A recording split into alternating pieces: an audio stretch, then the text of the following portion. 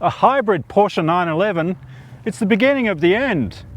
Now, they're not my words, but rather what critics were saying when Porsche revealed that it would release a 911 hybrid.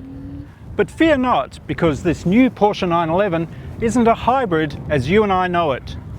There are no fuel savings, it can't be driven on electric power alone, and it's definitely not a mild hybrid.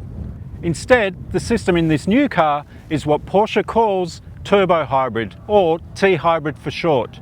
It exists purely to provide a performance boost, or more specifically, to fill that torque gap that more conventional combustion engines are prone to.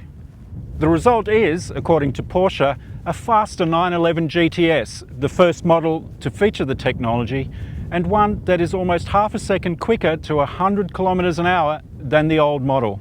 So is electrifying the new 911 really the beginning of the end? Or is it just the beginning? Let's go for a drive and find out.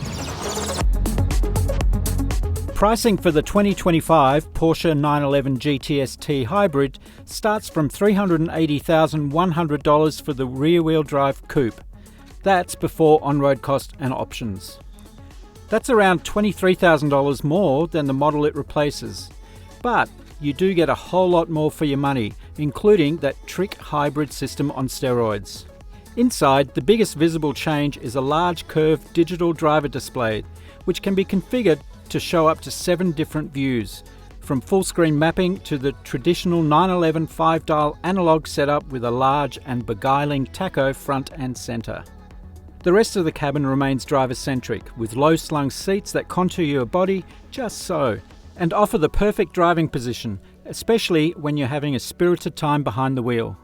Materials throughout are as you'd expect from Porsche, with swathes of leather, contrast stitching, and accents that speak to the GTS's unashamed sports car vibe.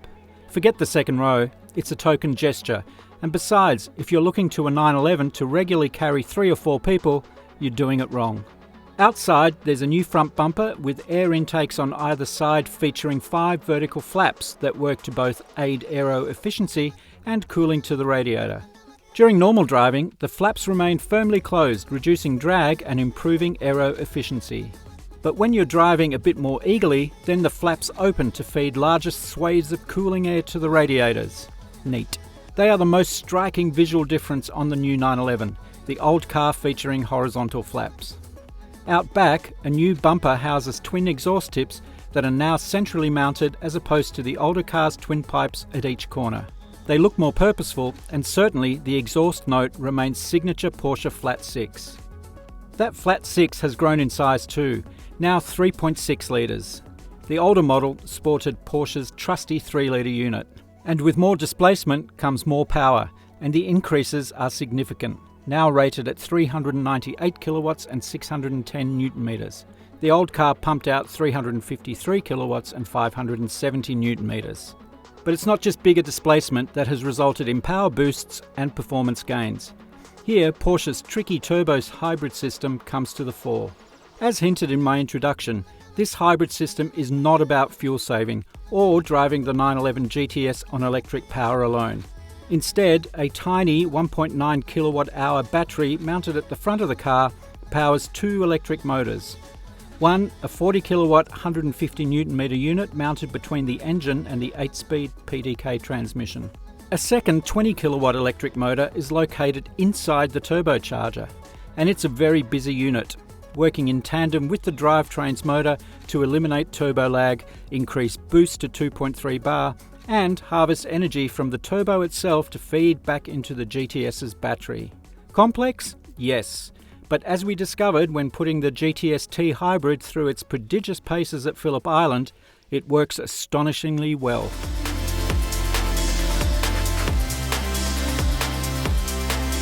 So here we are at one of Australia's most famous racetracks, Phillip Island, where I've already spent a fair bit of time behind the wheel, seeing what this new 911 GTS T Hybrid is capable of.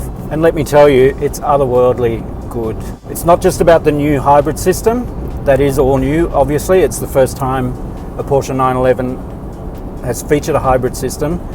The engine is all new as well. Porsche says it's a a brand new 3.6 litre flat six, so it stays true to the 911 formula. It replaces the old 3 litre unit found in the previous GTS, and it's good for 398 kilowatts and 610 newton meters. That's significant gains over the older model. The end result is a 0 to 100 time of 3 seconds flat. That's a 0.4 of a second improvement over the old model, and that's a pretty significant gain. But it's not just about how fast it accelerates to 100 kilometers an hour. It's about how drivable, how approachable this car is, and how quickly it gets up and moving. And for that, we can thank the hybrid system. Because what it does, it's not a fuel saver, as I've said, doesn't provide electric only driving. It's there purely as a performance boost. And how it achieves this is by filling the torque gaps on gear changes. Porsche says it has reduced the time from when you stomp on the accelerator at full gas to when you get maximum torque by 1.5 seconds. It's only 0.5 seconds now. That's otherworldly quick.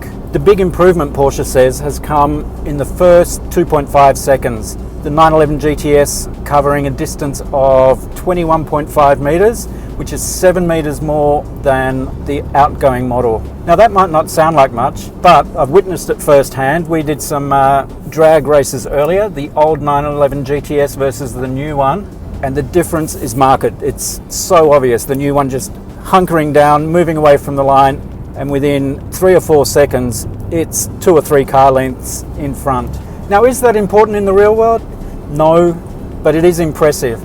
But where it's made a difference is in that initial acceleration, that sort of 0 to 60 or 70 k's an hour, which, let's face it, we all use from time to time when we want to plug a gap or merge into traffic.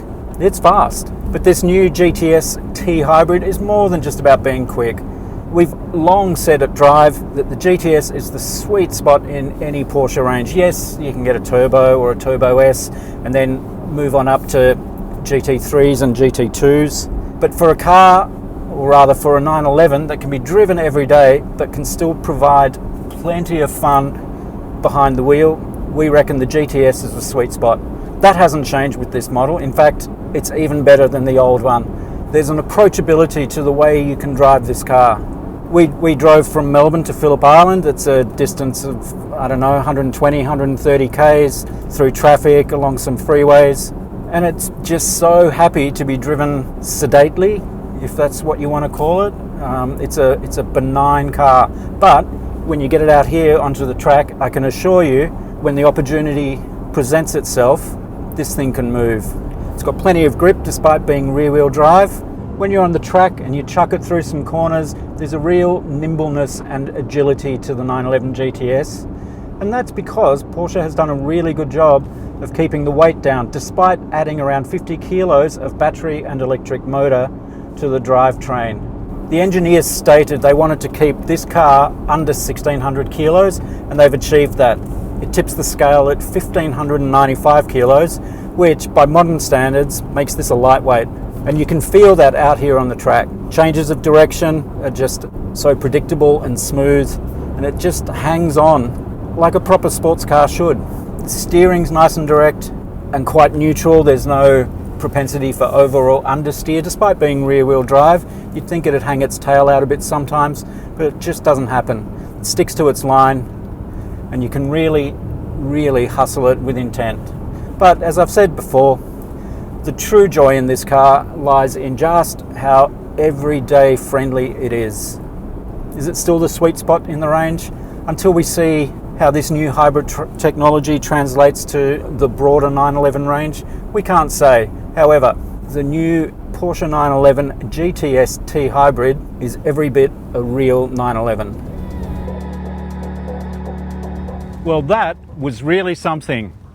One thing I've learnt over the years is that Porsche does not take backward steps when it comes to improving the 911. And in this, the 911 GTS T Hybrid, Porsche has taken what was already a great car and made it even better. All the hallmarks that make the 911 such a terrific sports car are still there. It's fast, it's approachable, it has character oozing out of its flat six pores But most importantly of all, it still looks, feels and sounds like a Porsche 911 should. And adding a battery and electric motor has only enhanced the 911 story. The beginning of the end? Not a chance. This is just the start. If you enjoyed this video or found it helpful, be sure to give us a like down below, or better yet, why not hit the subscribe button?